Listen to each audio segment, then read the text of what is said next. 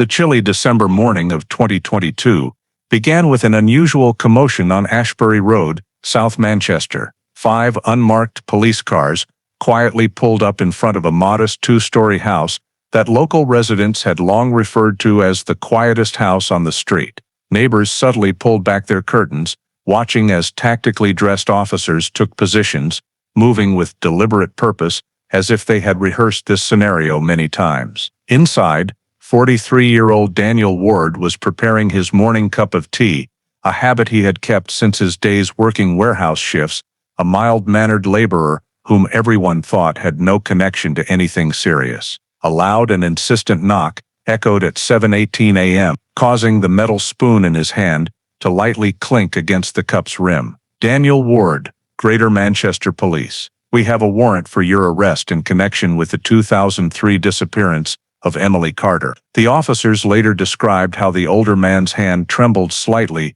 as he set down his coffee cup, but his face remained strangely calm, as if he had been waiting for this moment for nearly 2 decades. Before diving deeper into the story, don't forget to subscribe to the channel and hit the notification bell so you don't miss the latest cases. Late autumn 2003 in Manchester was wrapped in its characteristic damp chill, with a light breeze blowing through the red brick buildings, while the canal surface in Castlefield reflected a blurred layer of pale yellow streetlights, making the entire area seem to slow down in the wet night hue. On the cobblestone path leading toward the wharf, the crowd thinned out, leaving only a few groups of young people chatting quietly and scattered footsteps echoing in the silent expanse of the city sinking into the weekend. In that setting, 24-year-old Emily Carter left a bar after meeting friends, zipped up her jacket, and stepped into the thin mist, heading toward Castlefield, as was her usual routine. A young couple passing by later vaguely recalled seeing a petite woman with her hair tied neatly, crossing the open area near the canal, but like so many other fleeting images of Manchester at night, nothing stood out enough for them to remember it clearly. As the city gradually fell into silence, Emily's apartment in Rusholme still had its hallway light on, but the door never opened. That night, she did not return. The next morning, her workplace reported that Emily had not shown up for her morning shift and had not sent any message requesting leave, something completely out of character for her. Her worried roommate called repeatedly, but Emily's phone only rang unanswered. They checked nearby hospitals in the city center, but none had recorded anyone matching her description. Her family, initially trying to stay calm, successively tried every contact method, from mobile to landline, then called friends and colleagues, but every call was met with prolonged silence. As time passed without any sign that Emily was safe or had returned, the simmering unease turned into a choking panic. Finally, with a voice urgently trembling that could not be hidden, the family picked up the phone to call Manchester police and reported that Emily Carter had gone missing. And just minutes after the call ended, GMP received the information with a higher than usual urgency, because everything described indicated that this disappearance was not voluntary. The sudden complete vanishing of a young woman with a stable job, regular daily routine, and no history of staying out without contact, right in the middle of Manchester, led the duty officer to determine that this could not be a case to simply wait and observe further. An officer was assigned to contact the family to gather initial data. Emily lived with a roommate in Rusholme, worked at a marketing company near Deansgate, had no history of mental health issues, no serious family conflicts, and especially had never missed a morning shift without notice. These characteristics, combined with the fact that she did not return after leaving Castlefield alone in the evening, quickly led to the case being classified as a high-risk missing adult, a step marking the immediate deployment of foundational investigative measures rather than just recording and waiting for changes.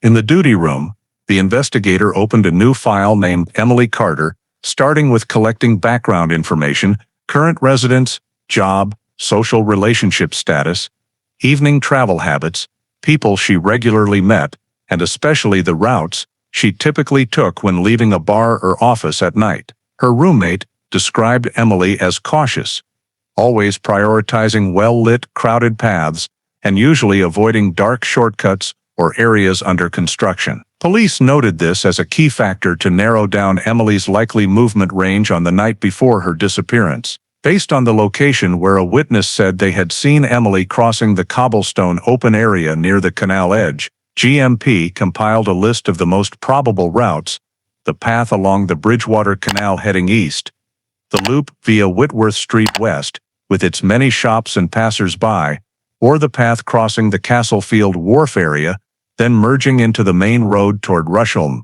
A large map was spread out on the table, where officers used colored markers to outline each route by likelihood, numbering priorities, and noting potential intersection points where Emily might have changed direction. Since no CCTV data was yet available, police did not analyze the journey based on footage, but only on geographical features and the victim's travel habits. From these three main routes, they delineated the primary search zone, an area encompassing the entire Castlefield Wharf, the canal side walkways, the cobblestone open area where the witness last saw Emily, and the narrow traffic sections between rows of old buildings. A supervising officer requested a list of establishments with cameras in the vicinity: bars, restaurants, convenience stores, parking lots, and residential areas that might have captured Emily shortly before her disappearance. The data collection team was immediately dispatched to the scene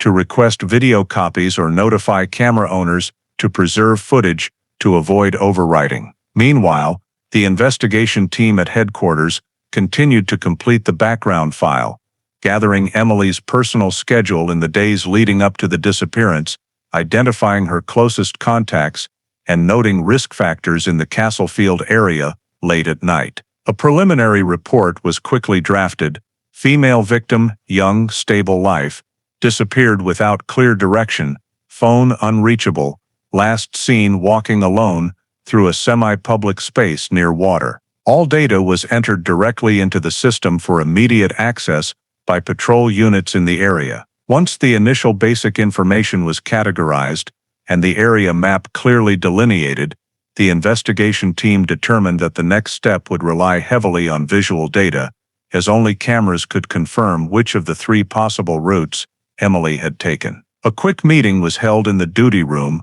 where the commander emphasized that the first hours are always decisive, and any visual clue could completely change the situation. From there, GMP immediately issued an order to collect all CCTV in the relevant area, marking the shift to the image tracing phase to precisely determine Emily Carter's final journey. Just a few hours later, the field collection team brought back the first hard drives and video copies. All data was transferred directly to the image analysis room at headquarters, where investigators began systematically reviewing, sequentially opening footage from cameras along Deansgate to the obscured angles around the Castlefield Wharf area. Data organization proceeded spatially before temporally.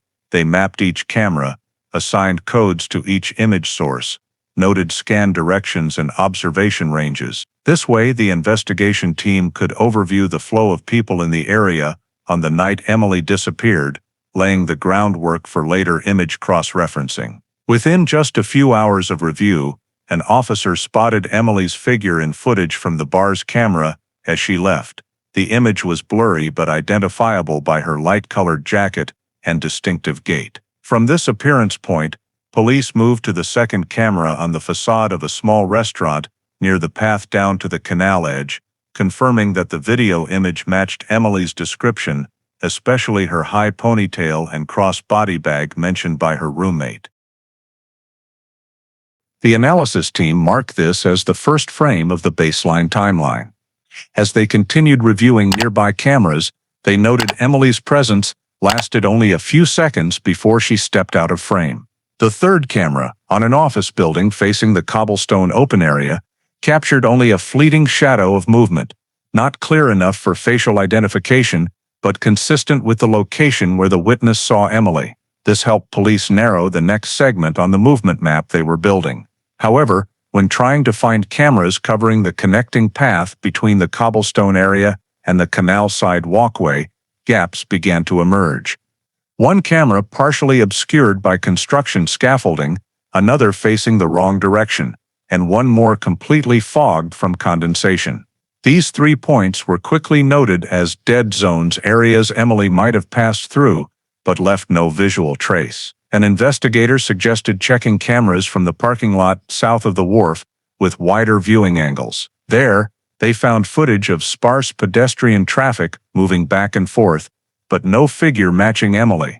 This did not rule out her passing through another area, but confirmed that if Emily had left the cobblestone area toward the parking lot, the camera should have captured her silhouette. The absence of footage made this hypothesis less likely. Once all nearby cameras were reviewed, the analysis team began constructing the baseline timeline by stitching together frames, capturing Emily in order of appearance: the point leaving the bar, appearance near the canal edge, faint shadow at the cobblestone open area, then the prolonged gap afterward. The discontinuity in the journey forced police to mark 4 key locations, needing on-site surveys to determine if Emily might have turned into a small alley, gone down a path close to the canal, or been obscured by obstacles. These points were labeled A, B, C, and D on the map, corresponding to 4 directions not covered by cameras or with limited views. To ensure high accuracy in reconstructing Emily's final journey,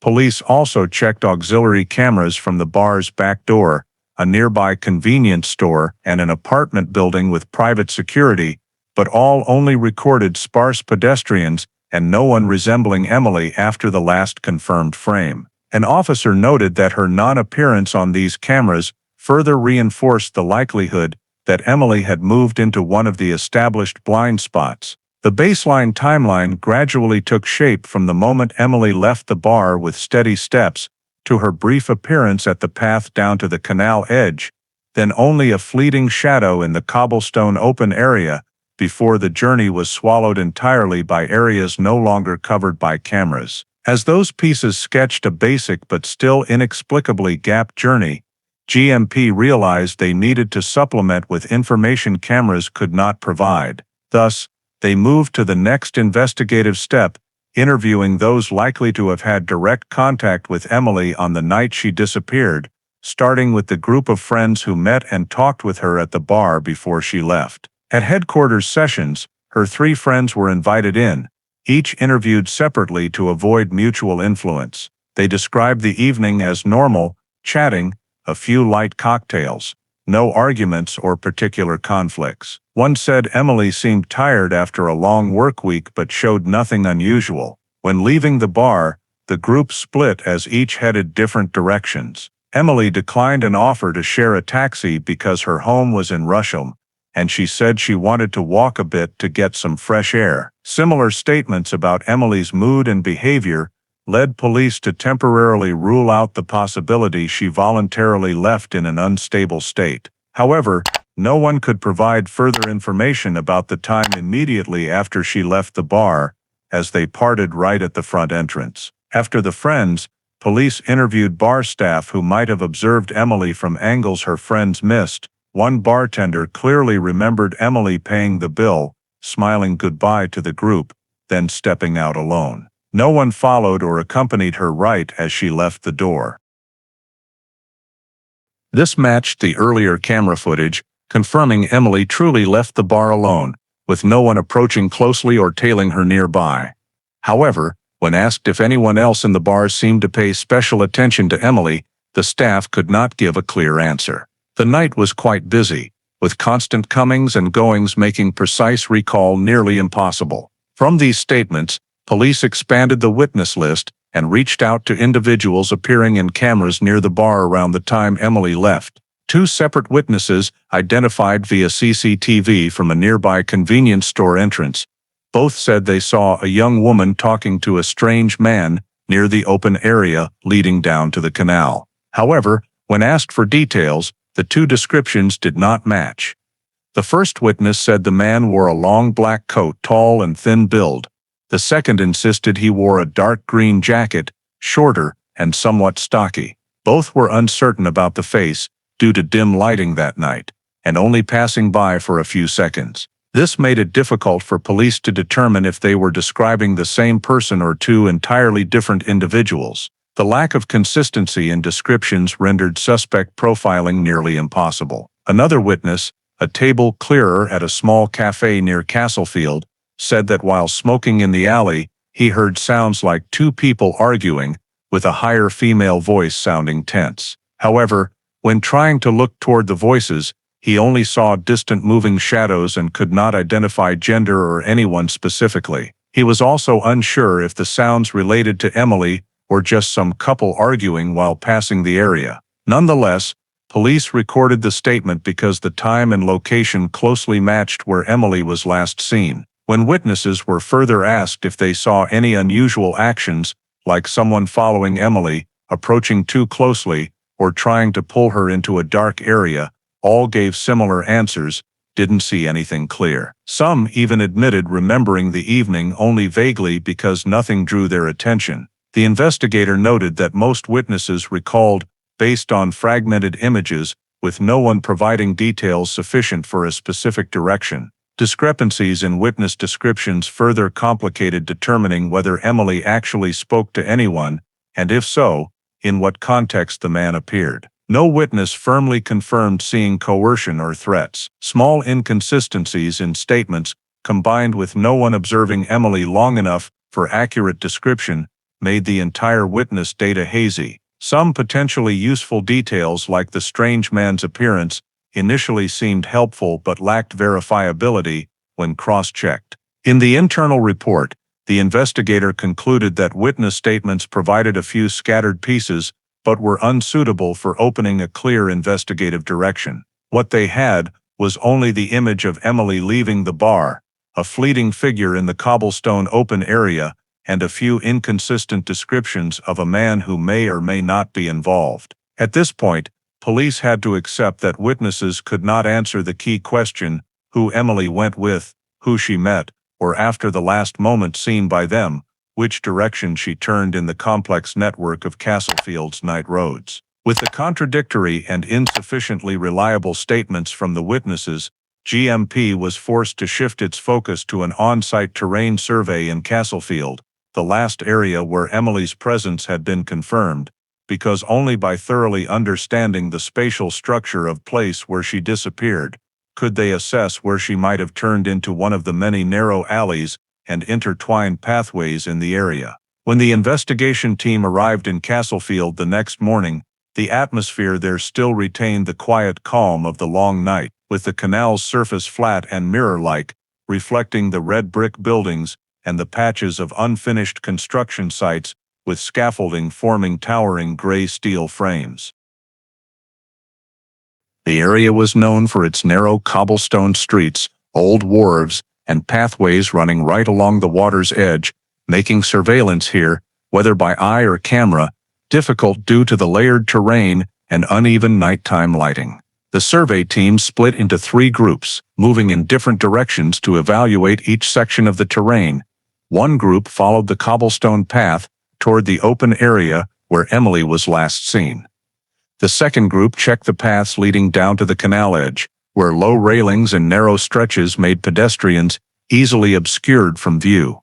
The third group focused on the bridge sections and the small tunnels underneath, areas where streetlights struggled to reach and often created long stretches of shadow. At the wharf area, the first group noted that the ground level was uneven, with multiple steps up and down and sharp turns, creating natural blind spots where a pedestrian could vanish from sight with just one step into a side path. These locations were particularly dangerous if someone wanted to approach Emily unnoticed, as simply standing tucked into a wall recess or behind a bridge pillar allowed observation of passers-by without being seen. Next, the group along the canal edge recorded sections of low railings that made people passing by easily hidden from the main road, especially at night when streetlight reflections on the water reduced visibility at eye level. Some paths leading down to the canal were temporarily blocked by construction materials from nearby sites, creating narrow corridors where if someone entered, overhead cameras would struggle to capture images due to limited angles. The third group, surveying the bridge area and the underpass tunnels, quickly identified these as the highest risk locations. The low tunnels, damp brick walls, sharp turns, and echoing sounds made this area completely isolated both acoustically and visually from the rest of Castlefield. These spots could allow someone to approach Emily in just seconds without being seen, as the pathways were only wide enough for two people to pass each other, and the dim yellow lighting created large shadows that concealed small movements. After compiling all the observations, GMP identified 4 key blind spots where Emily could have entered or been led into without leaving any trace on any cameras. The first blind spot was right behind the cobblestone open area, with a small wall recess and bridge pillar blocking the view from both directions. The second was the path down to the canal edge near the scaffolding area, where scattered construction materials created a dark corridor only a few meters long, but completely isolated. The third was a side tunnel under the large bridge's base, where light barely reached. Anyone stepping in would become an indistinguishable shadow from a distance. The fourth was a narrow alley leading to a small parking lot behind the construction site, where visibility was blocked by temporarily placed containers and high metal fencing. After marking these 4 locations on the map, the investigation team began assessing the danger level of each based on 3 factors: the ability for someone else to access the victim, shadows to conceal actions, and viable escape routes if someone wanted to avoid observation. According to the records, the first and second blind spots allowed quick access but had limited escape routes, as the paths only had 2 exits, both near residential areas. The third blind spot was the most dangerous because it connected to multiple side paths and under-bridge escapes, facilitating departure without detection. The fourth was less dangerous but close to the construction site, where strangers could appear without drawing attention. From these assessments, GMP narrowed the deeper search scope, focusing on the second and third blind spots, the 2 areas where Emily was most likely to have disappeared without leaving any trace on cameras, and also the places most conducive to a bad situation occurring undetected. After identifying the 4 critical blind spots and narrowing the likely area where Emily disappeared, GMP immediately launched a large-scale search operation in Castlefield, mobilizing multiple specialized units to systematically sweep the entire area, from ground level to the water's edge. The Manchester morning sky was still covered in its characteristic thin fog, making the bridge structures and mottled brick walls appear as shapes blending into the pale gray background. In such low-light conditions, the first units deployed were the K9 teams, accompanied by specially trained dogs for tracking missing persons. The dogs were released one by one into each pre-marked blind spot. They lowered their heads, sniffing along the cobblestones, canal banks, and areas with piled construction materials. The handlers followed closely, noting any reactions when the dogs lingered longer than usual at a spot. A few areas made them alert, but none gave a strong enough signal for specific direction. As the K9 units expanded the search radius to the narrow corridors, the sonar team was deployed along the Bridgewater Canal, where the dark water ran along the bridge bases with gentle waves lapping against the embankments. 2 specialists operated the sonar equipment from a small boat, lowering sensors close to the water surface and scanning wide strips of the canal bottom to detect structural anomalies or submerged objects. The display screen showed continuous gray bands with dark spots, suggesting submerged items, but when the boat was maneuvered closer for checks, most turned out to be jagged rocks or industrial debris from years past. The canal water was not clear enough for deep visibility, requiring multiple sonar passes from different angles. These efforts, though time-consuming, yielded preliminary results: no large unusual objects, no signs of a body having fallen and gotten caught on the bottom. Once sonar finished the main area, the dive team was brought in to more thoroughly check deeper water sections, where sonar struggled to distinguish natural from foreign objects. 3 divers in insulated suits, secured with safety lines around their waists, entered the canal one by one at the blind spot near the tunnel under the bridge base. The freezing water made movement difficult, but they still searched meter by meter, touching the muddy bottom mixed with industrial sediment, and checking hidden recesses under the bridge piers. Each time they surfaced, they reported no traces related to the missing person, only retrieving a few rusted metal pieces and decomposed plastic bags. Meanwhile, another search team focused on the ongoing construction site, where scaffolding, material bins, and metal barriers created narrow spaces that easily blocked views. They used high-powered lights to illuminate every nook, lifting planks and checking behind equipment containers. It was in a tight space between two material bins that an officer discovered a piece of light-colored fabric, caught in a brick crevice and covered in dust. When pulled out, it was a simple soft wool scarf, the type that, according to Emily's roommate, she often wore on colder Manchester days. The scarf was not exposed but wedged into the gap between obstacles, as if pushed there by wind or something else, rather than placed intentionally. As soon as it was found, the item was carefully sealed and sent to headquarters for cataloging, but not yet analyzed, serving as the first potential piece of evidence linked to Emily in the entire search operation. No other personal items were found at the construction site, and there were no signs of a large object having been moved nearby. After completing the construction area, the search team expanded to the side paths connecting the wharves to nearby neighborhoods, using handheld floodlights and small shovels to clear layers of decayed leaves or debris covering surfaces. They thoroughly checked under bridge steps, in two low areas that often held water, and along the overgrown grass by the canal. Each location was inspected twice, once by the initial search team, and again by a supervisory team to ensure nothing was missed. Although the scarf's discovery provided a small sign, the entire operation still found no body or any clear physical evidence of violence having occurred. The long cobblestone paths, dark recesses, and still canal waters of Castlefield retained their inherent silence, revealing nothing beyond the fact that Emily had vanished without leaving any tangible trace.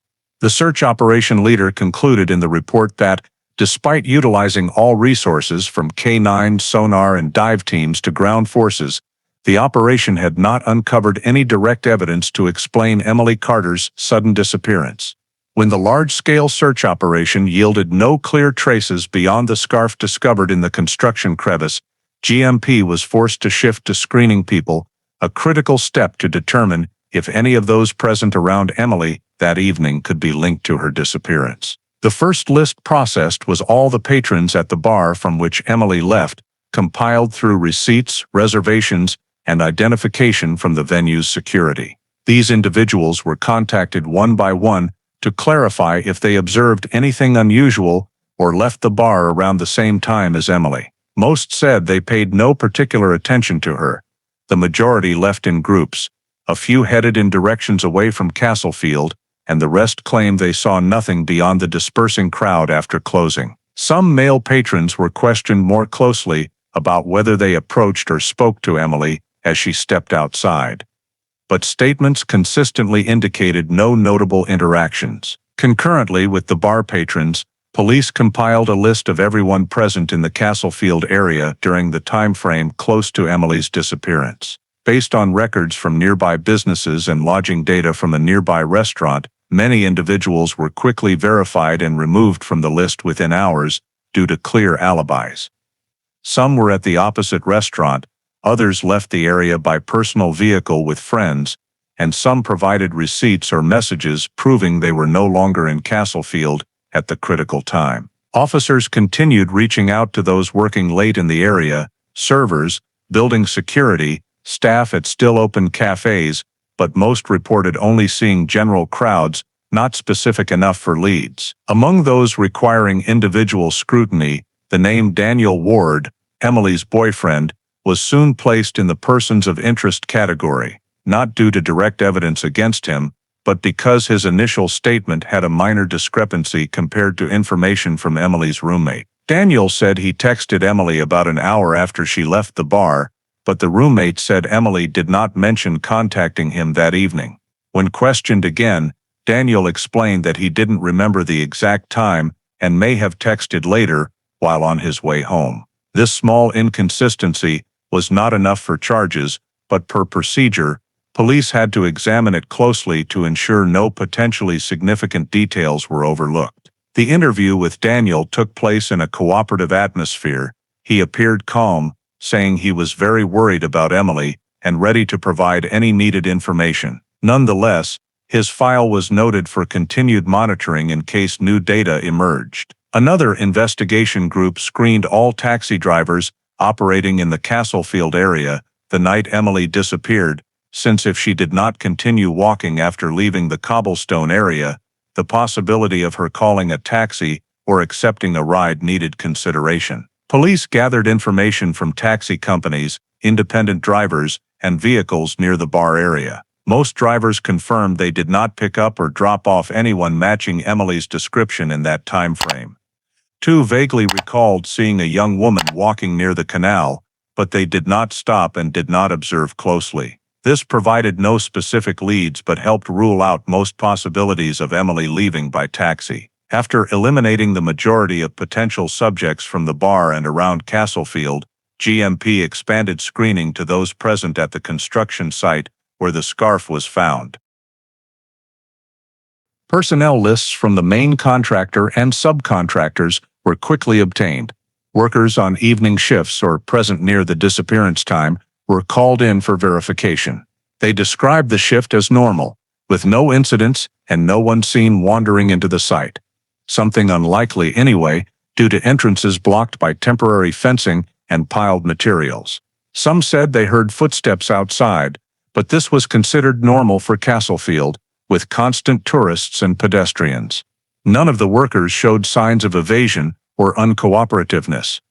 Work schedule checks confirmed they all left on time per their shifts. When all related groups were screened and filtered, the summary report showed no one met criteria for elevation to primary suspect. Daniel Ward remained on the monitoring list only due to the minor statement detail, but even that lacked weight for a clear investigative direction. Taxi drivers provided no further leads, construction workers had clear schedules, and bar patrons that night all had solid alibis. As the people screening concluded without opening any reliable investigative paths, GMP was forced to shift focus. From there, they turned to a less spotlighted group of data, but one that might hold answers. The physical evidence and digital signals collected during the search, starting with the neck scarf discovered between 2 material drums at the construction site. In the forensics lab, the piece of scarf was laid out on a sterile surface, every handling done with gloves and specialized forceps to prevent cross-contamination. Technicians cut a small fiber sample for DNA and epithelial cell analysis while scanning the entire surface of the scarf under blue light to detect any residual organic traces. However, the initial results were not as valuable as hoped.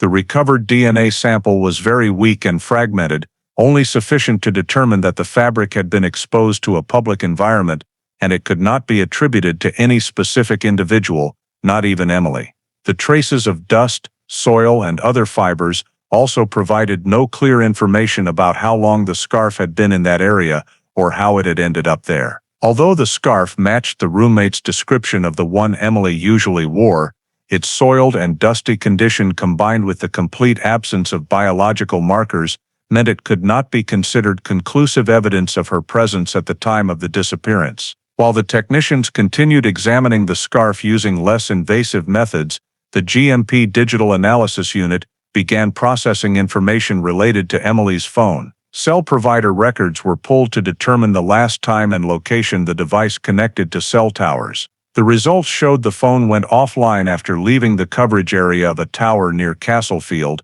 but there was no GPS or detailed location data because the phone model Emily was using at the time did not support active location services. This only allowed police to narrow down a broad area where the final signal may have been recorded, but it was impossible to pinpoint the exact route she might have taken.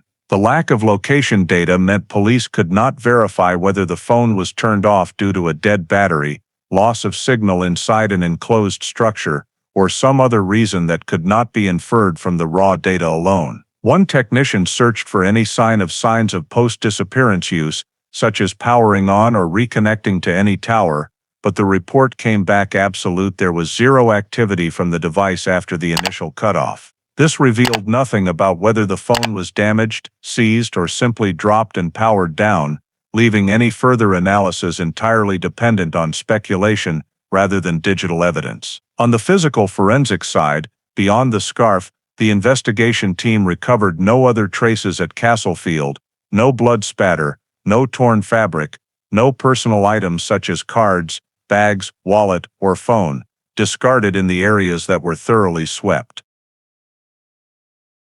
Search teams worked the site in grid patterns, checking even hard-to-reach spots, but nothing was found that could confirm Emily had passed through the area or suffered an incident in any blind spot.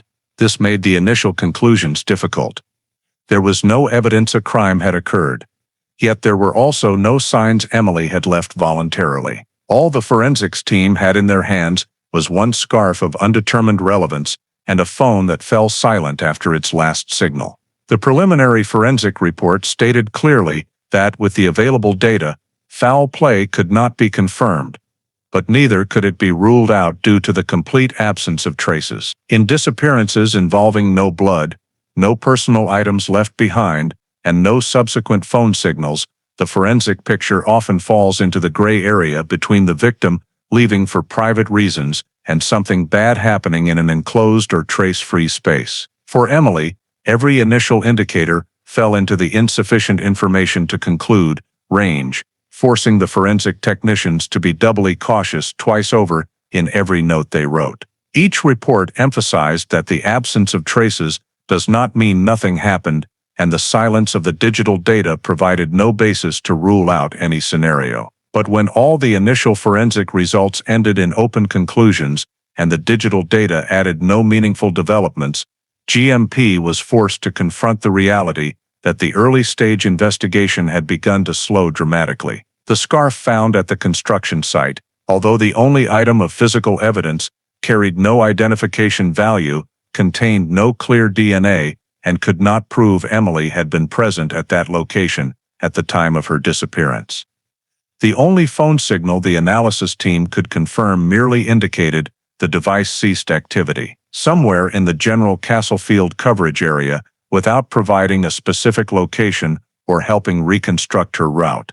These limitations made connecting the fragments of information an impossible task, because each piece lacked depth, lacked weight, and lacked any ability to link to anything else in the file. In weeks-long internal meetings, the lead investigating officer repeatedly reviewed every aspect.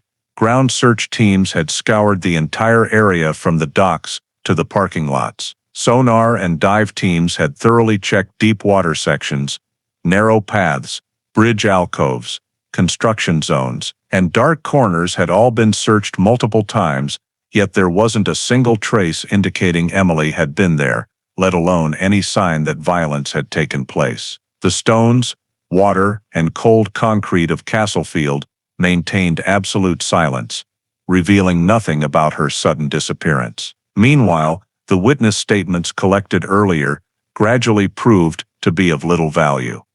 People who said they saw a young woman could not remember her face. Two witnesses who described Emily talking to a man gave completely contradictory descriptions with no clear common points for comparison.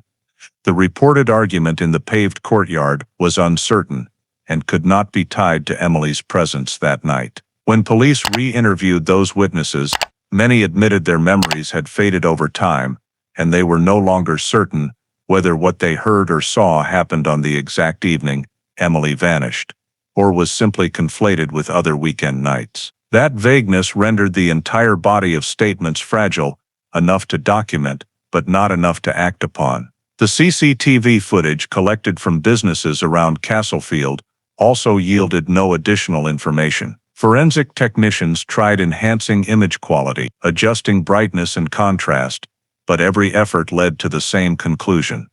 The cameras from that era only captured shadows in empty spaces, with no single frame showing Emily's next direction of travel after she disappeared from the canal-side path. Too many blind spots, too little light, and too much distance between cameras made stitching the footage together meaningless. For months, GMP continued chasing dozens of minor community tips. Someone saw an unfamiliar parked car. Someone else thought they saw a girl resembling Emily walking toward nearby fields. But every lead collapsed upon verification, either for lack of supporting evidence or because it occurred at the wrong time.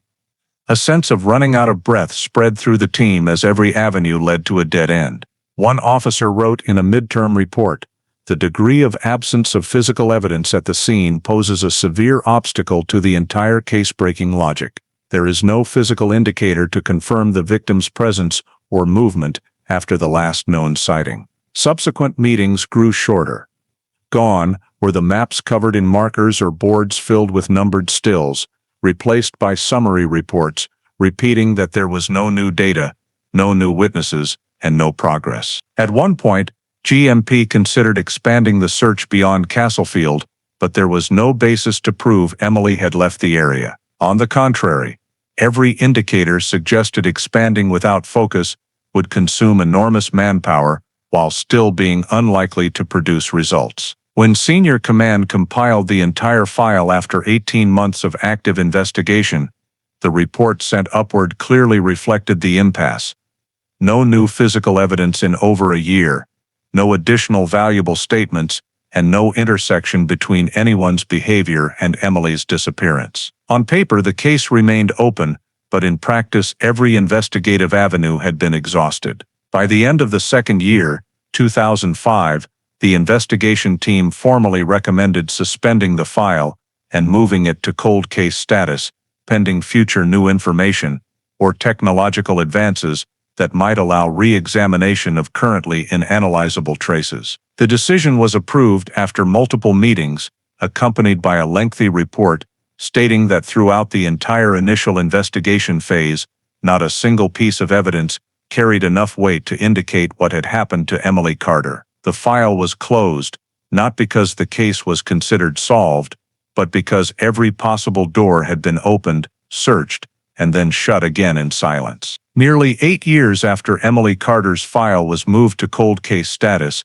GMP conducted a routine review in 2013 to see whether new technology and improved image analysis methods could reveal anything the 2003 team could not access. By then, the file was thick with layers of documents, notes, and reports from both the initial search period and the subsequent 2 years of continuous investigation, all ending at the same blind spot: no images, no physical evidence, no valuable witnesses. The cold case review took place in a small room within the long-term investigation unit, where 3 assigned officers opened each old data file in sequence, beginning with the 2003 CCTV segments. 2013 image enhancement technology allowed reprocessing of low-resolution video using algorithms that boosted light and clarified motion areas, making it possible to better outline scenery or overall shapes. But even so, the cameras from that time remained too blurry to yield any specific details.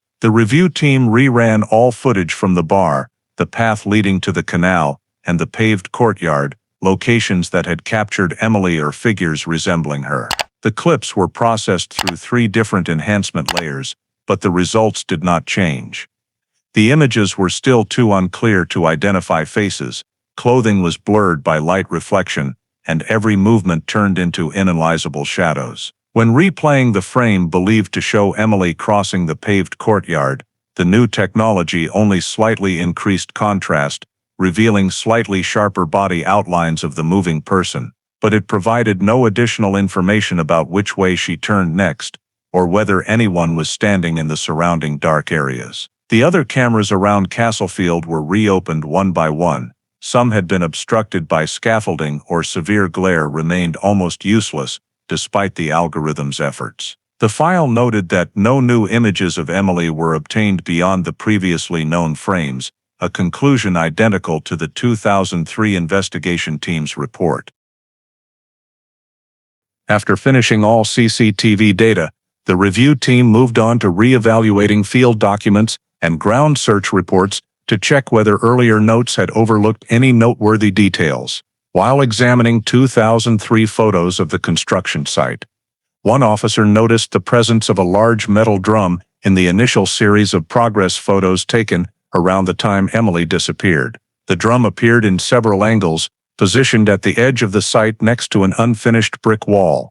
According to the photo log, it was present in photos from the last week of the month Emily vanished, but was completely gone in the set taken 2 weeks later. The drum's disappearance coincided with the days the search teams began combing the site and checking large objects in the area. Although this detail had not made it into the original investigation report, likely because it was considered ordinary construction equipment moved as work progressed, the 2013 review team noted that the drum's disappearance could be of interest when viewed in the full context of the case. They examined the photos at higher resolution and saw the drum was large enough to hold bulky items, yet there was no evidence it had ever contained anything significant. No specific transport records from the contractor confirmed the drum was moved, and nothing indicated it had been lost or replaced. However, because there was no direct link between the drum and Emily, other than its presence in the original search zone, the detail could not justify reopening the case. The review report stated clearly, the metal drum detail is considered an anomaly in the scene log, but carries no probative value for any criminal act. After examining the entire investigative file in order, from camera data, search diagrams and manpower reports to descriptions of items documented at the time, the 2013 review team's final conclusion remained unchanged from GMP's original 2005 assessment. No new discoveries, no new data, and no evidence strong enough to create an independent investigative direction that would justify restarting the case. The officer in charge of the summary wrote the closing line, "Cold case Emily Carter, review complete. Insufficient grounds to reopen." Almost a decade after the first cold case review, Emily Carter's disappearance continued to sit quietly on GMP's list of unsolved cases, no progress, no leads, no new persons of interest. It wasn't until 2022 that an unexpected break arrived from a completely unforeseen place, an old warehouse in the Ancoats district, roughly 3 miles from Castlefield, that was being demolished for a new development complex. Demolition workers that morning reported they were breaking down an interior brick wall in a secondary storage bay, a structure that had severely deteriorated, with patches of water damage and blistering over the years. While hammering through the old brick to inspect the foundation, one worker's sledgehammer struck a hollow metal object that rang differently from the pipes or beams they usually encountered in old buildings. Another worker shone a flashlight into the newly opened section and discovered, wedged between the brick layers and peeling mortar, a large metal drum completely sealed with a layer of resin and thin steel plates, as if it had been deliberately placed there before the outer wall was finished. The drum lay horizontally in the narrow cavity, its surface covered in dust and cobwebs, showing it had remained undisturbed inside the wall for many years. The site foreman immediately ordered work stopped, because this unusual find was clearly not standard construction debris. When they pried the drum out using crowbars and straps, the crumbling surrounding brick gave way further, exposing the drum's full length, an industrial container of the type widely used in Manchester warehouses in the early 2000s, looking identical to the one photographed at the Castlefield site at the time of Emily's disappearance and noted in the 2013 cold case review. That resemblance instantly made the crew uneasy. When the drum lid was opened with specialized tools, the secondary bay fell into tense silence. Inside, instead of construction materials or equipment, as the workers had guessed, they saw human remains curled up in the tight space. Clothing still clung to the bones, but was almost completely rotted, leaving only a few frayed patches and visible seams. A small handbag lay pressed against the drum wall, its leather cracked and shattered by time, the zipper rusted into distortion. None of the workers dared touch anything inside. They quickly left the area and called the project manager, who immediately contacted GMP. Within 30 minutes, police were on scene, sealing off the warehouse and erecting barriers around the area to prevent contamination of any potential remaining traces on the ground. Although on-site forensic examination was not permitted, officers documented the drum's structure, its placement inside the wall, the surrounding condition, and the tightness of the seal, all indicating the drum had been intentionally concealed before the wall was completed. Not accidental, not forgotten equipment, but inserted as part of the structure before the outer brick layer was finished. During preliminary inspection of the deteriorated handbag, police saw paper fragments reduced almost to ash, possibly once receipts or personal documents, along with a few small items that could no longer be identified due to dust and extreme decomposition. This immediately reminded the on-scene team of cold cases missing a body, especially those coinciding with the warehouse's construction timeline. One officer quickly accessed the database from his patrol vehicle and pulled up missing females from 2002-2005.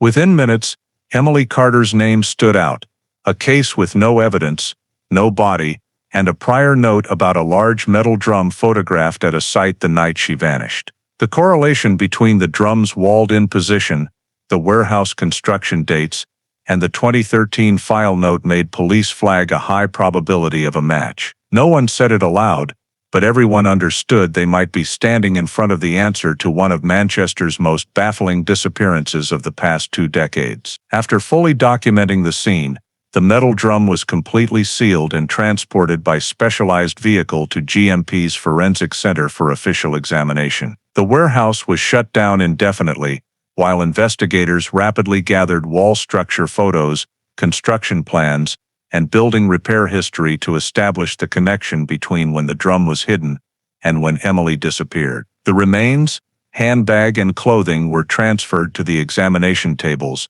opening the first real door to uncovering the truth that had remained silent for nearly 20 years. At the GMP Forensic Center, the metal barrel was brought into the examination room under strictly controlled conditions, and the team of experts began conducting a modern analysis process to identify the victim as well as the cause of death. Bone samples from the femur and humerus were taken for DNA extraction, using next-generation sequencing techniques, which allow recovery of the genetic sequence even when the sample has significantly degraded over time. After hours of processing, the comparison results came back. The DNA in the barrel matched perfectly with Emily Carter's genetic profile, stored from a hair sample collected in 2003 during the missing person investigation. This match reached a near absolute probability level, confirming that the remains in the barrel were those of the girl who had disappeared nearly 2 decades earlier. Once the identity was established, the forensic pathologist shifted to analyzing the skeleton to assess injuries. The skull showed a deep depression on the left parietal area, with signs of inward fracturing, a type of injury typical of a strong impact from a blunt object. The edges of the fractured bone showed no signs of healing, indicating the injury occurred immediately before or at the time of the victim's death. There were no traces of stabbing, cutting, or defensive fractures, but the skull injury was severe enough to be classified as directly fatal. Based on the shape and extent of the fracture, forensics concluded that the force of impact was far greater than that of a normal fall, ruling out the possibility of a natural accident. This was a deliberate assault, establishing the case as homicide. The fragments of clothing found in the barrel were separated from the skeleton and treated with enzyme activation methods to recover the fibers, then scanned using forensic laser light to search for trace evidence. Most of the fabric had rotted away, but a few patches retained enough structure for examination. However, no signs of violent tearing were detected. The damage was primarily due to long-term decomposition. The handbag had completely disintegrated, leaving only a few pieces of leather and metal. They contained no clear evidence due to the sealed environment and moisture inside the barrel causing rot. Concurrently, the resin sealing the barrel was scraped for samples to analyze its chemical composition. Results showed a mixture of epoxy and polyamide resins, a specific formula widely used at a group of warehouses in Manchester from 1998-2005 due to its high durability when treating old metal surfaces. This composition did not aid in tracing sources at the analysis stage, but it provided a critical timing clue. The resin was applied before the barrel was sealed, and the sealing process occurred within a time frame overlapping the years of Emily Carter's disappearance. During inspection of the barrel's bottom and inner surfaces, forensics found several long hairs, many belonging to the victim, but among them was one male hair preserved better due to being trapped between layers of rotted fabric. This hair was submitted for nuclear DNA analysis. Although the sample was partially degraded, NGS technology recovered about 60% of the genetic sequence. When compared to the DNA database containing information from individuals who had provided samples related to the 2003 disappearance, the results showed a partial DNA match with Daniel Ward's profile, Emily's boyfriend, or with someone closely related by blood to him. Since the DNA from the hair was not complete enough to identify a specific individual, forensics could only note that the hair belonged to a man sharing relatively close genetic characteristics with Daniel's DNA profile. It was impossible to determine when the hair fell into the barrel or the year it appeared.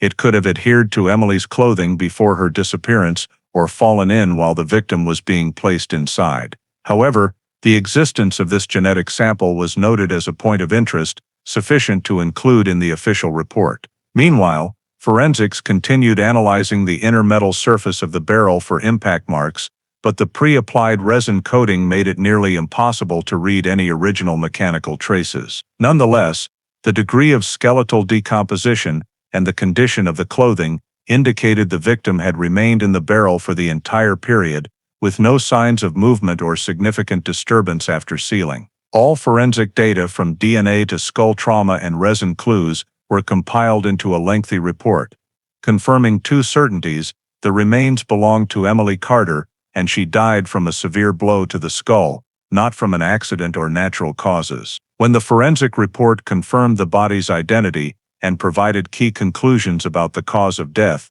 GMP shifted to the next investigative direction, tracing the origin of the metal barrel, the container holding Emily's body for nearly 2 decades. Without relying on forensic methods, the task force focused entirely on logistics, transportation history, and warehouse access records by timeline. Tracing a metal barrel manufactured in the early 2000s was not straightforward, as product coding systems were not fully standardized at that time. However, the discovered barrel had a faint embossed code on the bottom rim, a batch production number sequence, not a serial number. This was the only clue to begin tracing. The task force contacted 3 factories that had supplied industrial barrels to the Manchester area from 1998 to 2005. After reviewing archived records, one factory in Trafford Park confirmed the code matched 3 production batches from 2001, primarily supplied to logistics warehouses, mechanical workshops, and a major road transport company. According to delivery logs, one of those batches was delivered directly to a logistics center in Ancoats, not far from where the barrel was found embedded in the wall, prompting the team to immediately expand checks in that area. When GMP worked with the former management of the logistics center, they were provided digitized archived documents, inventory lists, equipment rosters, shift handover records, and especially industrial barrel count logs. In those documents, the investigators discovered a notable entry, a report of a missing barrel recorded in November 2003, just weeks after Emily Carter's disappearance. The report stated one large metal barrel reported missing during internal inventory, and noted that cause undetermined, possibly due to mistransfer or damage disposal. This immediately placed the logistics center at the center of the investigation. To fully understand the context, GMP compiled a list of all personnel present at the warehouse from 2002 to 2004, especially those with access to the barrel storage area, noted as a restricted access zone limited to employees with special badges. On that list were 3 individuals with direct access to the barrels: a shift manager, a sorting supervisor, and a materials handler. The third name was Daniel Ward, Emily's boyfriend at the time of her disappearance. Daniel had worked at this logistics center from 2002 until late 2004, exactly overlapping the missing barrel incident and Emily's disappearance from Castlefield. According to records, he had access to the barrel storage area on 3 evenings per week, matching his assigned shifts throughout 2003. The other 2, with barrel access, included a shift manager, who moved abroad in 2008, and another colleague who retired.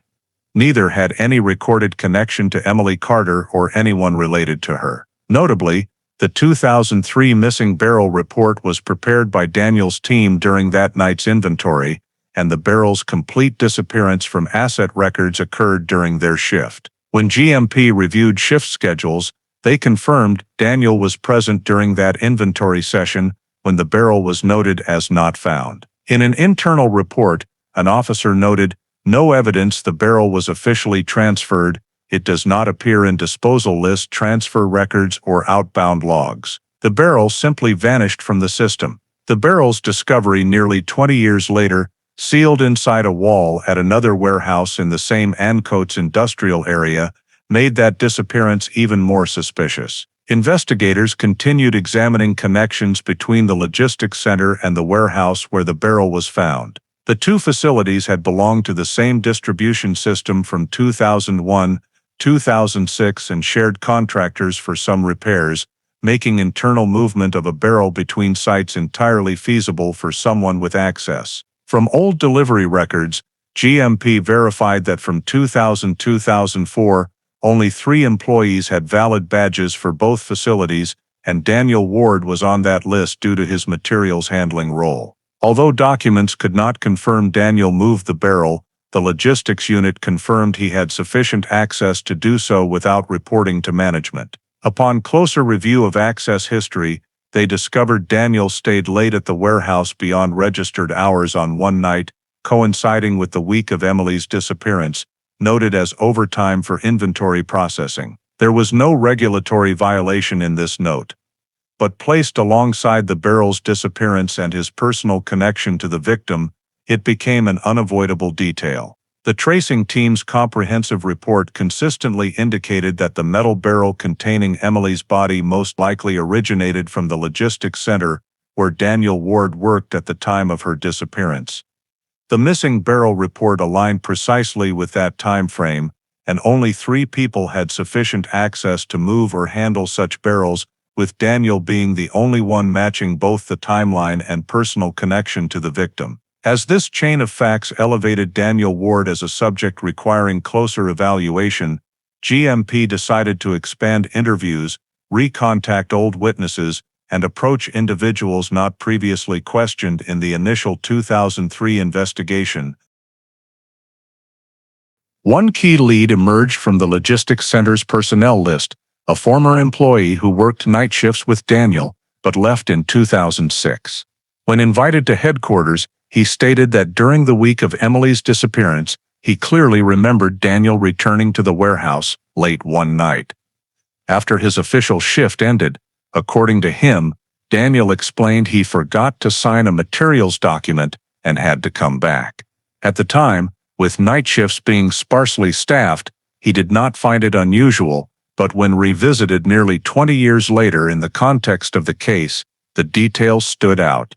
Especially since late that night, he heard loud metal scraping sounds on the floor from the equipment storage area, though that zone was accessible only to Daniel. He did not see anything directly, but described the sound as like someone dragging something very heavy, distinct from the usual forklift noise. This statement prompted the team to note it specifically for comparison with barrel tracing data. From interviewing former workers at the warehouse where the barrel was found, GMP uncovered another new witness, a man who had been a maintenance mechanic for the sliding doors at the Ancoats warehouse.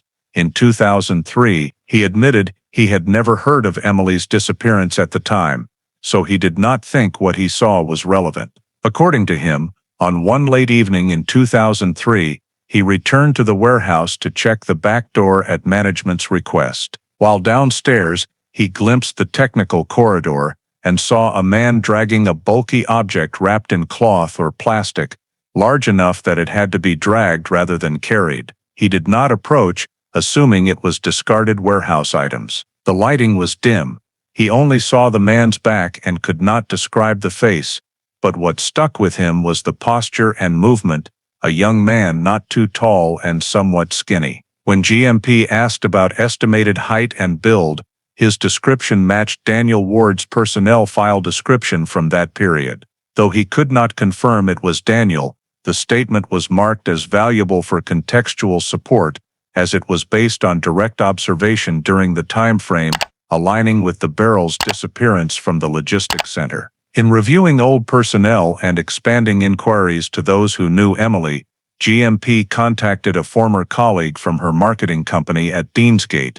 She said Emily had confided that she and Daniel had frequent arguments in the month before her disappearance, mostly about Daniel being controlling and quick to anger. According to the colleague, Emily had said multiple times that she felt suffocated in the relationship and was considering breaking up. However, she did not want to make it a big issue out of fear of Daniel's strong reaction. The colleague provided no details on the severity of the arguments, but clearly remembered that just 2 weeks before the disappearance, Emily became quieter than usual after a phone call with Daniel that she described as very tense. When asked why this information did not appear in the 2003 records, the colleague explained that she only answered police questions at the time about the last time she saw Emily and did not think her friend's private life was directly relevant to the disappearance. In the new context, this detail was considered a significant addition, as it clarified potential motive in the Daniel-Emily relationship that the initial team had not deeply explored. From 3 key statements, the former warehouse employee seeing Daniel return late at night, the new witness observing a man dragging a heavy object into the warehouse in 2003, and the old colleague confirming a strained relationship between Daniel and Emily, GMP for the first time had a coherent chain of events regarding behavior and context. Though each piece of information still lacked sufficient standalone strength for any official conclusion, it was the convergence of these facts that made Daniel stand out more prominently on the list of individuals needing re-evaluation, compelling GMP to take a deeper technical step. Therefore, the investigative force decided to implement a decisive analysis phase, fully reconstructing Daniel Ward's movement timeline using modern technology, exploiting digital data overlooked in the 2003 investigation. The focus of this analysis was the ANPR system installed on many Manchester roads from the early 2000s, then used only for storage and vehicle control, not criminal investigations, as today. Technicians recovered data from the city's recently digitized archives and began extracting all license plate scans belonging to Daniel during the week of Emily's disappearance. After several days of compilation, a pattern emerged far clearer than the fragmented data the original team had. Daniel's vehicle was recorded by ANPR at 3 critical locations, all indirectly linked to Emily's final journey or facilities Daniel had access to. The first scan was in the Deansgate area, not far from the bar Emily left, around the same evening. The second appeared near Castlefield, where cameras captured Emily's final images. The third, particularly noteworthy, was near the Ancoats warehouse area where the barrel was discovered in 2022. Daniel's vehicle appearing at these 3 points was not direct evidence, but it was the first time his timestamps and locations could be arranged continuously, enabling reconstruction of his entire movements on that fateful evening. Technicians cross-referenced the ANPR timeline with Daniel's 2003 statement, and discrepancies became clear. In the old statement, Daniel said he was home the evening Emily disappeared and only went out briefly to drive around because he could not sleep, without specific times. This gap was initially not deemed suspicious due to lack of surveillance technology. However, when matched to ANPR data, that drive aligned with the full route of Deansgate Castlefield Ancoats, a highly connected movement pattern in both direction and timing. To assess the feasibility of Daniel committing the crime within this time frame, GMP applied behavioral analysis modeling based on timed positioning, using algorithms to calculate actual travel distances between ANPR points. They determined Daniel had sufficient time to approach Emily at Castlefield, commit the fatal act in a secluded area, and then transport the body to the logistics area where he worked. The model showed Daniel had 110 minutes unaccounted for in his 2003 statement, the only period the records could not prove his whereabouts or actions. When combined with new forensic data, showing Emily died from severe skull trauma. Analysts built time-compatible scenarios with decomposition levels, body posture in the barrel, and heavy object transport feasibility. A timeline chart was created, showing significant alignments. The estimated time of death based on bone condition fell entirely within Daniel's presence at Castlefield per ANPR data, and the barrel's disappearance from the logistics center in 2003 aligned with the window when Daniel's vehicle was recorded nearby. Continuing the movement reconstruction, GMP used route simulation software to evaluate whether Daniel could conceal the body in the warehouse undetected. Results showed the route from Castlefield to the Ancoats warehouse at that time was relatively quiet and allowed travel in 8-12 minutes, fully consistent with the assumed event sequence. Another key factor cross-checked was the ability to carry and handle heavy objects in the limited time. Simulation algorithms based on the victim's average weight, barrel size, and narrow wall placement showed a man could drag the heavy object into the warehouse, position it in the wall cavity before bricking over, in under 30 minutes, fitting Daniel's final timeline gap. When compiling these factors into a comparison table, GMP noted significant alignment between Daniel's actual timeline and forensic facts. ANPR confirmed his presence near the disappearance scene. The statement gap matched the estimated death window. Movement modeling proved he had time to commit the act and transport the body, and the Castlefield to Ancoats route fit every blind spot in the 2003 investigation. More importantly, when Daniel's timeline was reconstructed with modern technology, it was no longer fragmented pieces as in 2003, but a seamless flow, where each appearance point and movement segment aligned with forensic data and the circumstances of the body's discovery. This unusual consistency forced GMP to elevate the entire analysis results to a higher level of evaluation.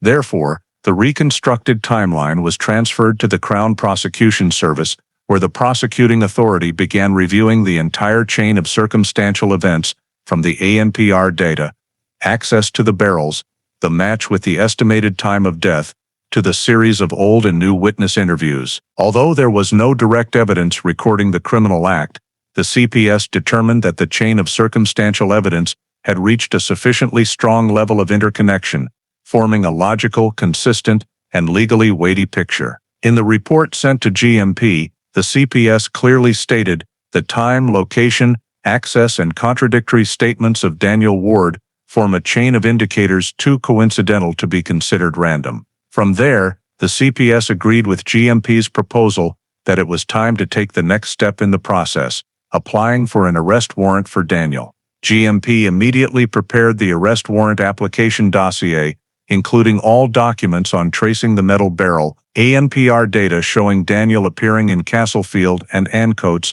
on the same night Emily disappeared, and the gaps in the 2003 statements, time periods matching the modern forensic estimated time of death. The arrest warrant application was submitted to the court with the argument that Daniel was the only person at the intersection of all the facts: personal relationship with the victim, access to the barrel storage area, presence at key locations, and unexplained contradictions in the initial statements. When the arrest warrant was approved, GMP organized a coordinated action team to conduct a search of Daniel's home before executing the arrest, to avoid the risk of him destroying documents or disposing of items of investigative value. On that morning, the Special Investigation Team arrived at Daniel's home in South Manchester, presented the search warrant, and requested his cooperation. Inside the approximately 10-year-old semi-detached house, police conducted a systematic room-by-room search: the office, garage, storage area, and attic. In the garage, where Daniel stored car repair tools and old industrial equipment, they discovered a heavy iron tool set, including a pry bar, large industrial pliers, and a specialized bolt set, the type commonly used in logistics warehouses in the early 2000s. There was nothing illegal about owning these tools, but what particularly caught the police's attention was the similarity between this tool set and the type used at the Ancoats warehouse, according to equipment records from 2000-2004. One of the pry bars had wear patterns matching the type used to open or seal industrial barrel systems at that time. Although it could not be immediately determined whether they had been used to handle Emily's barrel, the fact that Daniel owned the exact type of tools common in the work environment where the barrel disappeared led the investigation team to assess this as an additional significant detail, reinforcing the already dense chain of suspicion. In the attic, they seized an additional box containing Daniel's old papers, including notes on shifts from when he worked at the logistics center. Some records of warehouse entry and exit times did not match the data Daniel had previously stated, further increasing suspicion. After completing the search and seizing all related items, police proceeded to arrest Daniel Ward at his home in accordance with regulations, clearly reading the charges: murder related to the death of Emily Carter, and preventing a lawful burial by concealing the body in a metal barrel and leaving it in the wall for nearly 2 decades. Daniel appeared stunned, denied any involvement, and said he had no idea what was going on. But police only informed him of his basic rights and did not argue further. He was handcuffed, placed in the vehicle, and transferred to GMP headquarters for investigation. The report noted that Daniel maintained a tense but non-resistant demeanor, repeatedly stating that he was innocent and had never harmed Emily. When asked to explain the gaps in his 2003 statements and his vehicle's appearance at key points according to ANPR data, Daniel refused to answer until his lawyer was present. At GMP, officers completed the booking procedures, placing Daniel in temporary detention while preparing for the initial hearing. The arrest warrant and formal charges were announced internally, marking the most significant turning point since Emily's body was found. For the first time in nearly 20 years, the investigating agency had a direct suspect facing charges related to her death. After Daniel Ward's arrest, and before the case file was transferred to the prosecution phase, GMP implemented a key step: a 3D crime scene reconstruction to assess the feasibility of the entire suspected chain of actions, not to simulate timing or numerical data, but to determine the method of inflicting injury, moving the body, handling the metal barrel, and placing it into the wall. A specialized crime scene reconstruction team used data from the Ancoats warehouse, original 2003 blueprints, and the actual dimensions of the metal barrel to build a detailed 3D model. The auxiliary compartment, where the barrel was found, was recreated with high accuracy: thick brick walls, uneven floor, old sliding door, narrow technical corridor, only wide enough for one person to pull a heavy object. This allowed the reconstruction team to simulate the entire process, from inflicting injury on the victim to sealing the barrel and placing it into the wall. First, the team analyzed the injury mechanism based on a 3D skull model, using data on the shape of the dent and force trajectory to determine possible postures. Without relying on forensic conclusions, but only simulating the mechanism, the team constructed 3 scenarios: a blow from above, from the side, and from behind. When applying force models, the most fitting scenario was a downward blow with a heavy object having a wide contact surface, such as a metal bar or similar tool. This indicated that the perpetrator had to stand close and in a position high enough to deliver force directly to the top of the skull. In the simulation, the team noted that this was not force generated from a fall or accidental collision. To create the bone fracture pattern in the model, the blow had a stable, straight, and decisive direction, bearing signs of intentional action. After completing the injury simulation, the reconstruction team moved to the second phase, moving the body in the real environment, using a mannequin of equivalent weight to test pulling, lifting, and placing into the barrel. The logistics warehouse was recreated in software with centimeter accuracy, allowing multiple scenarios: dragging, lifting by shoulders, using support tools. The simulation showed that an adult could pull the body from the auxiliary corridor into the barrel storage area without machinery, as long as they had average strength and were accustomed to heavy manual work. When testing placing the mannequin into the real-sized metal barrel model, the software showed the need to tilt the barrel about 25–30 degrees to insert the body, then rotate it back upright to close the lid. This was a relatively complex action if the operator was not familiar with handling heavy objects.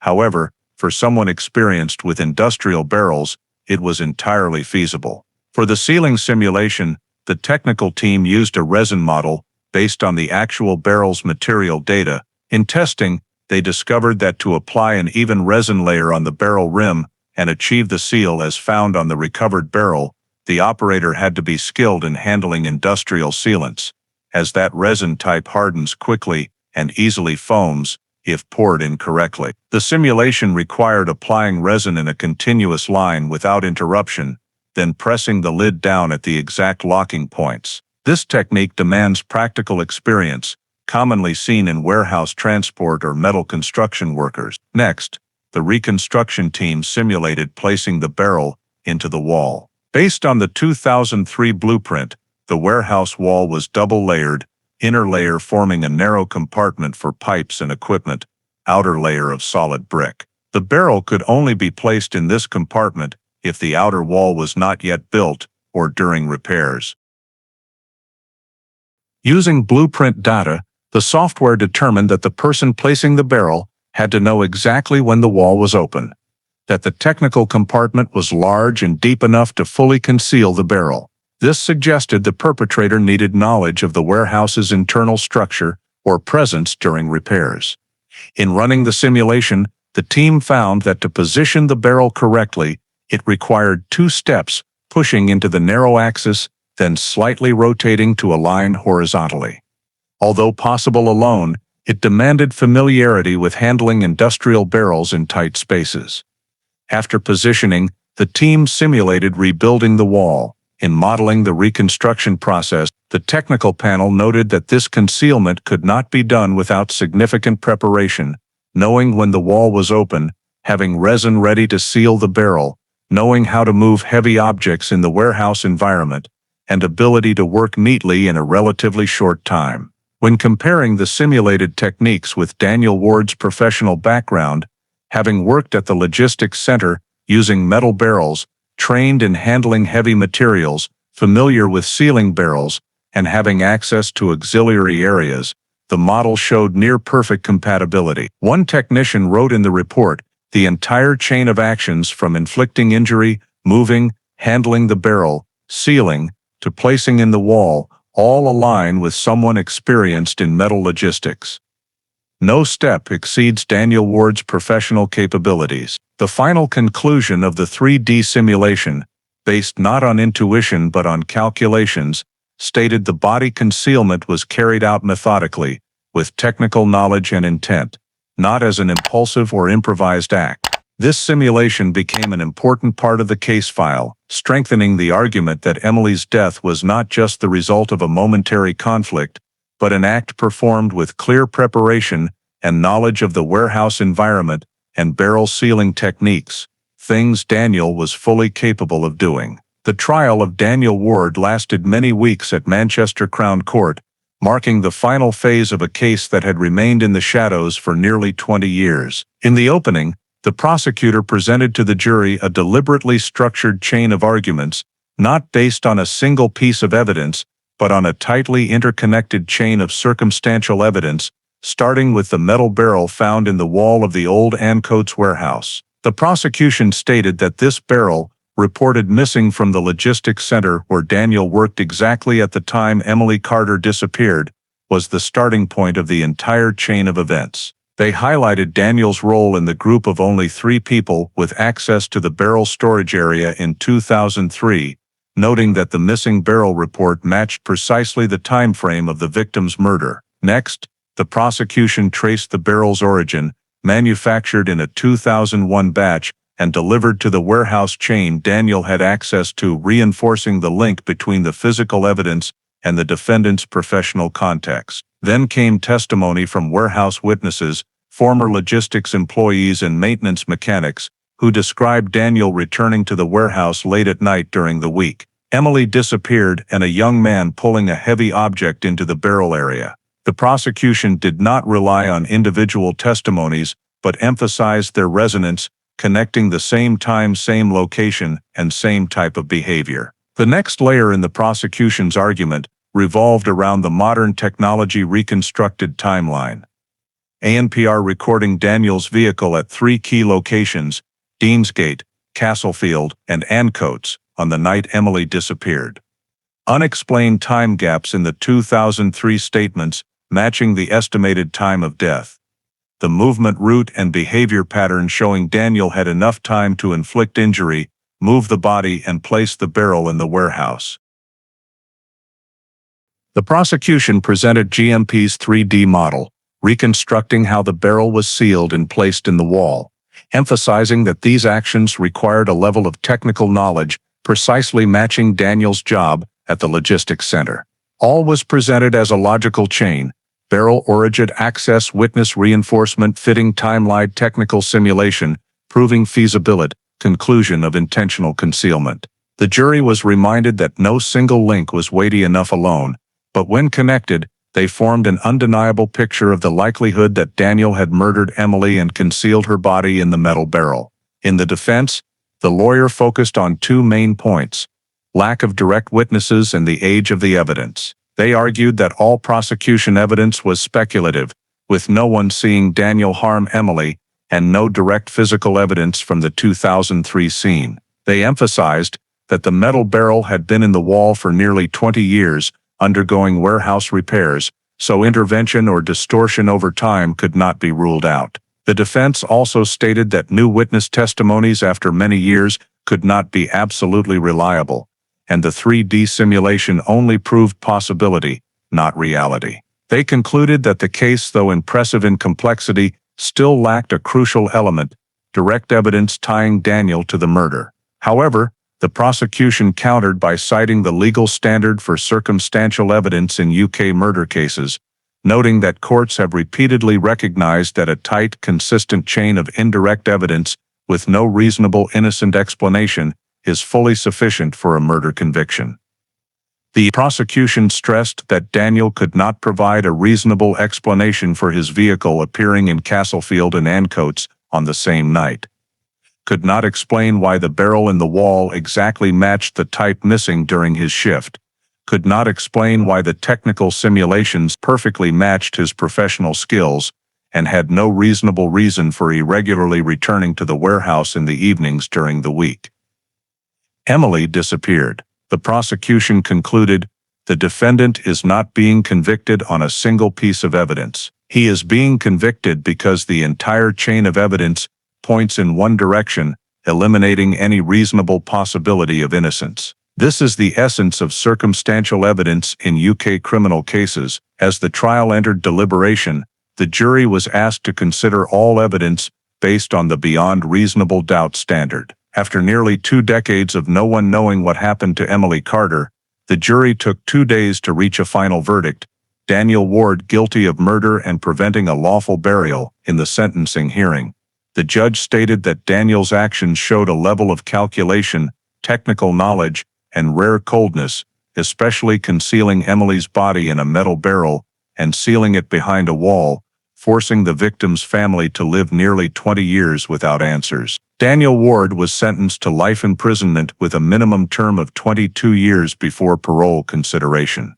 The verdict closed the most important part of the case, but its ripples continued to spread beyond the courtroom. After the sentence against Daniel Ward was pronounced, GMP conducted a comprehensive operational review to reassess the entire investigation process from 2003 to when the case was solved nearly 20 years later.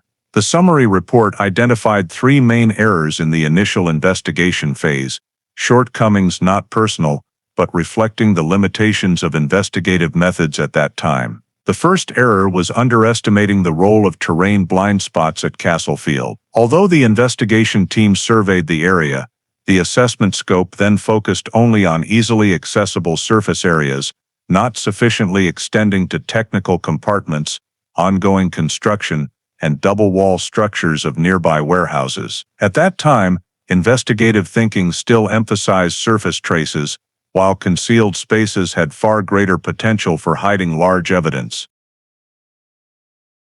GMP acknowledged that insufficient evaluation of blind spots led to the body concealment in the metal barrel not being discovered early.